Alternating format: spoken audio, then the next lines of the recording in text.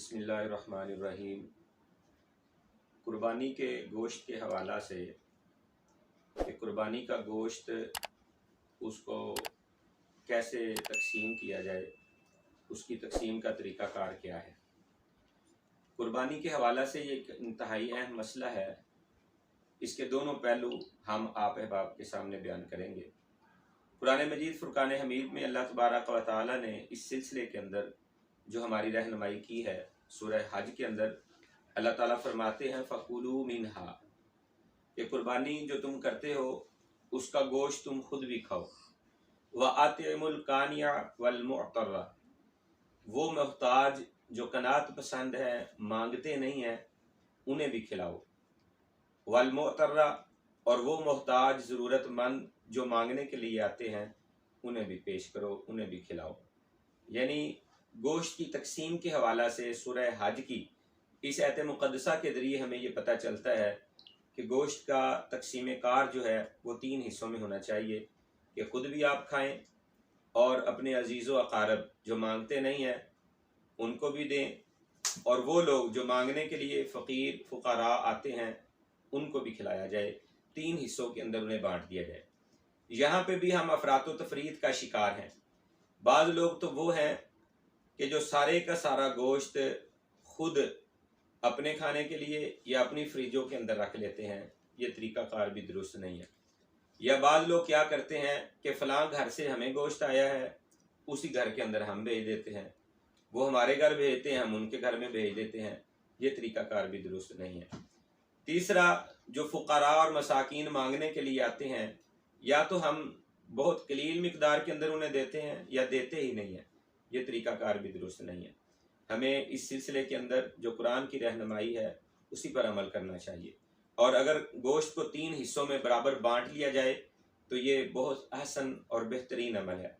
اور اس حوالہ سے ایک یہ بھی بات ہے کہ بعض لوگ قربانی کرتے تو ہیں لیکن قربانی کا خود گوشت نہیں کھاتے، یہ بھی معیوب عمل ہے، اچھا عمل نہیں ہے۔ رسول کائنات جناب محمد الرسول اللہ صلی اللہ علیہ وسلم ہر سال 2 قربانیاں کیا کرتے تھے۔ آخری سال رسول اللہ صلی اللہ علیہ وسلم نے 100 اونٹ اور 1 گائے ذبح کی۔ اللہ تبارک و تعالیٰ کے پیارے رسول صلی اللہ علیہ وسلم نے اس بات کا باقاعدہ حکم دیا کہ ہر جانور سے تھوڑا تھوڑا گوشت لے کر اس کو ہنڈیا میں ڈالا جائے، تو رسول اللہ صلی اللہ علیہ وسلم نے اس سے کھایا اور صحابہ کو بھی کھلایا۔ تو اس سے یہ پتہ چلتا ہے کہ قربانی کے گوشت سے خود کھانا یہ بھی ضروری ہے، ہمیں چاہیے کہ اس کا بھی اہتمام کریں، خود بھی کھائیں، اور جو لوگ فقراء ہیں، محتاج ہیں، مانگنے والے ہیں یا نہیں مانگنے والے، ان کو بھی کھلایا جائے۔ اسی طرح قرآن مجید کا دوسرا مقام ہے، یہ بھی سورہ حج ہے۔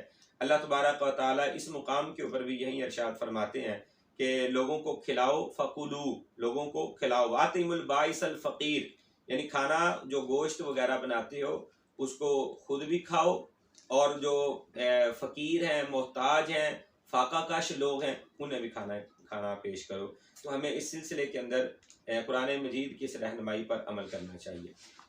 اس حوالہ سے ایک بات جو حدیث مبارکہ سے ہمیں پتہ چلتی ہے گوشت کی تقسیم کے حوالہ سے، نبی اکرم صلی اللہ علیہ وآلہ وسلم کے دور مبارک کے اندر 2 قسم کے منظر ہمیں نظر آتے ہیں۔ ایک تو ایسا کہ جس وقت لوگ خوشحال تھے، لوگوں کے پاس مال و دولت کی فراوانی تھی اور ان کے پاس کھانے پینے کی اشیاء وافر موجود تھی، ایک وقت ایسا آیا۔ اور ایک وقت ایسا بھی آیا کہ جس دور کے اندر فاقہ کش لوگ تھے، کھانے کے لیے کچھ مل نہیں رہا تھا، تو ایسے عالم کے اندر بھی رسول اللہ صلی اللہ علیہ وسلم کی تعلیمات ہمارے پاس موجود ہے۔ ظاہر بات ہے کہ ان دونوں معاملات میں سے ایک طرح کی صورتحال ہوگی، یا تو بہت زیادہ لوگوں کے پاس مال و دولت ہوگا، قربانیاں زیادہ ہوں گی، گوشت موجود ہوگا، یا قربانیاں کم ہوں گی، لوگوں کے پاس مال و دولت کم ہوگا، فقراء مساکین زیادہ ہوں گے۔ تو دونوں حالت کے اندر ہمارے سامنے رسول اللہ صلی اللہ علیہ وسلم کی تعلیمات ہیں۔ جب فاقہ کشی کا دور تھا، لوگوں کے پاس مال و دولت کم تھا، کھانے پینے کی اشیاء تھوڑی تھیں، قربانیاں بہت کم ہوئی تھیں، اس سال رسول اللہ صلی اللہ علیہ وسلم نے اس بات کا حکم دیا کہ 3 دن سے زیادہ گوشت ذخیرہ نہ کیا جائے، بس 3 دن تک کے لیے اپنے پاس اپنے کھانے کے لیے رکھ لیں، اور باقی سارے کا سارا غرباء اور مساکین کے اندر بانٹ دیں۔ اور دوسری کیفیت جو تھی، جب خوشحالی تھی اور لوگوں کے پاس مال و دولت زیادہ تھا اور قربانیاں بھی بہت زیادہ ہو رہی تھیں، اس وقت رسول اللہ صلی اللہ علیہ وسلم نے ارشاد فرمایا جتنا کھا سکتے ہو کھاؤ، جتنا ذخیرہ کر سکتے ہو ذخیرہ کرو، جتنا بانٹنا چاہتے ہو بانٹ دو۔ تو دونوں قسم کی رہنمائی ہمارے پاس موجود ہے، جس طرح کے حالات ہوں انہی حالات کو ملوز خاطر رکھ کر ہم قربانی کا گوشت تقسیم کر سکتے ہیں، خود بھی رکھ سکتے ہیں اور غرباء اور مساکین کے اندر بھی بانٹ سکتے ہیں۔ تو سنت عمل یہی ہے گوشت کی تقسیم کے حوالہ سے کہ ہمیں خود بھی کھانا چاہیے، اپنے عزیز و اقارب ان کو بھی پیش کرنا چاہیے، اور جو محتاج ہیں مانگنے والے ہیں، چاہے وہ مانگنے کے لیے در پر آتے ہیں یا قناعت پسند ہے مانگتے نہیں ہیں ضرورت مند ہے، ان کے اوپر بھی خرچ کریں۔ اللہ تبارک و تعالی ہمیں قربانی کے گوشت کی اس تقسیم کے حوالہ سے انصاف کرنے کی توفیق عطا فرمائے۔ یاد رکھیں یہ گوشت، پوشت، یہ ہڈیاں اور یہ خون یہ تمہارا اللہ کو نہیں پہنچتا۔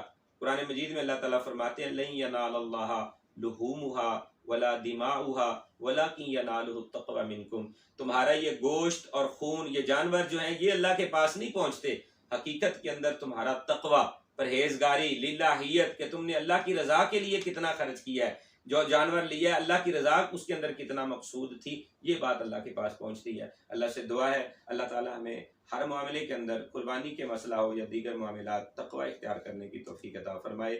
آمین یا رب العالمین، وما علینا الا البلاغ المبین۔